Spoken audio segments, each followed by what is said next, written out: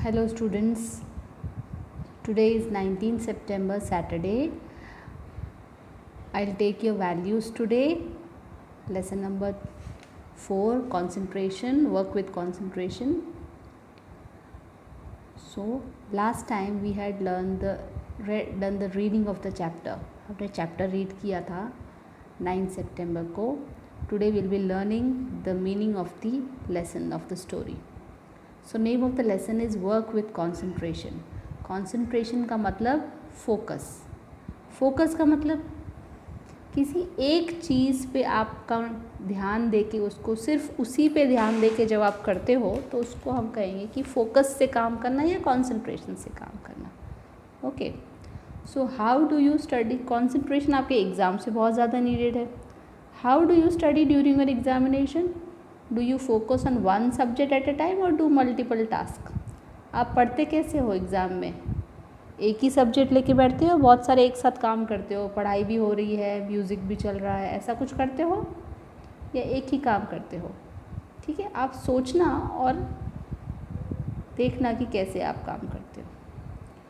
So will learn know how concentration helps us. Concentration हमें कैसे help करता है वो हम पढ़ेंगे आज. Mid term examinations were about to start in Devika school. ये स्टोरी है एक गर्ल की, देविका की.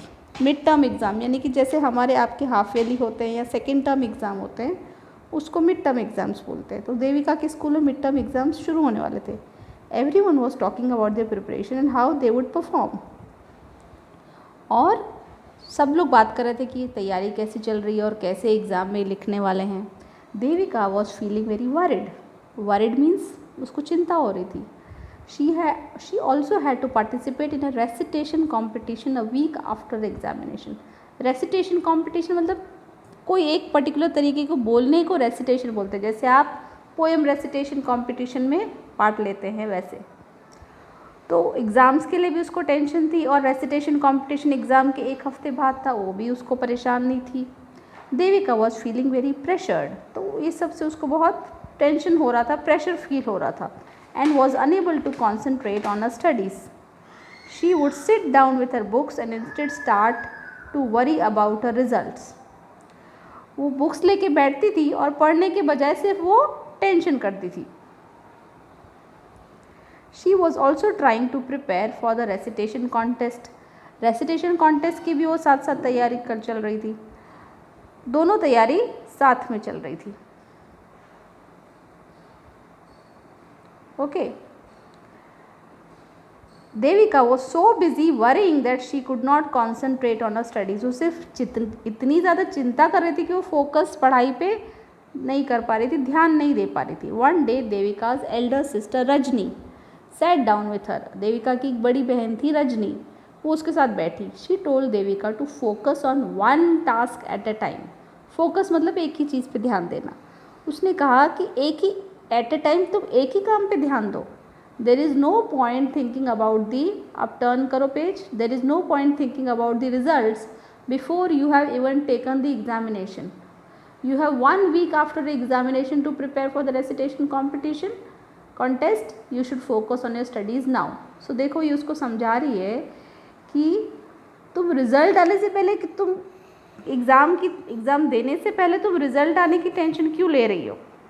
तुम अभी एग्ज़ाम की तैयारी करो और रेसिटेशन की तैयारी बिल्कुल मत करो, क्योंकि वो तो एग्ज़ाम के एक हफ्ते बाद है, तब कर लेना. अभी जो काम पहले है, स्टडीज़ का काम पहले है ना, एग्ज़ाम पहले है तो एग्ज़ाम की तैयारी करो. रेसिटेशन कंपटीशन एग्ज़ाम के बाद है तो तब करना उसकी तैयारी. ऐसे करके उसने, रजनी ने देविका को समझाया. ओके.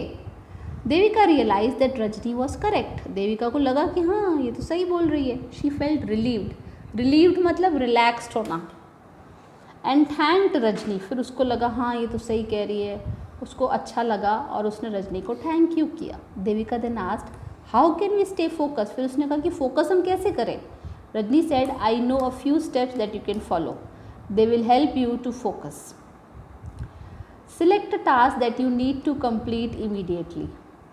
उसने पहले कहा कि मैं तुमको कुछ बातें बताती हूँ जिससे ये तुमको हेल्प मिलेगी. पहले तो select a task that you need to complete immediately. सबसे पहले आप जब काम करने बैठो तो आप काम की लिस्ट बना लो कि आपको कौन सा, जैसे आप होमवर्क करने बैठते हो तो आप पहले होमवर्क की प्लानिंग कर लो कि कौन से सब्जेक्ट में क्या क्या होमवर्क मिला है।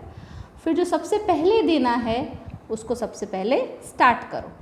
Make a plan on how to finish it. फिर आप प्लान करो कि आप कितनी देर में ये वाला कर लोगे ताकि आप दूसरा कर सको। Focus only on that task. अगर आप मैथ्स होमवर्क कर रहे हो तो आप उस टाइम पे सिर्फ मैथ्स के बारे में ही सोचो ना, मैथ्स पे ही ध्यान दो, दूसरे सब्जेक्ट का टेंशन लेने का ज़रूरत नहीं है। अलोकेट मतलब असाइन करना, देना। Allocate a time slot for other things और task which also have to be completed. आप एक प्लानिंग करो कि हाँ मुझे मैथ्स सबसे पहले करना है, तो मैंने अगर 1 घंटे मैथ्स कर लिया तो मेरे पास 2 घंटे और बचते हैं। 2 घंटे में से कौन सा सब्जेक्ट मैं कितने दिन करूँगा। इस तरह से आप हर चीज़ को एक टाइम अलॉट कर दो कि इतना टाइम मुझे इतना ये वाला काम करना है। Follow your plan so that you do not lose concentration. अपना प्लान बनाने के बाद उसको फॉलो भी करना है। मोटिवेट मतलब अपने आप को बढ़ावा देना, जो इंकरेज करना, अपने आप को इंस्पायर करना। Motivate your self till you complete your task. अपने आप को इंकरेज करो, शाबाशी दो कि ये काम कंप्लीट हो जाए। फिर like Devika, have you also felt at any time that you could not focus on a task and hand. कभी आपको भी ऐसा लगा है कि देविका के जैसे हम एक काम पे ध्यान ही नहीं दे पाते। Relax and think for a while and how you can improve your concentration. तो अभी नेक्स्ट जो हम एक्सरसाइजेस करेंगे, हम इसमें यही करेंगे कि कॉन्सेंट्रेशन आपका किन किन चीज़ों की वजह से बिगड़ता है और किन किन चीज़ों की वजह से आप अपना कॉन्सेंट्रेशन को ठीक कर सकते हैं। Okay, so this finishes the explanation of your chapter, children. Read the chapter again and focus on the chapter. Thank you.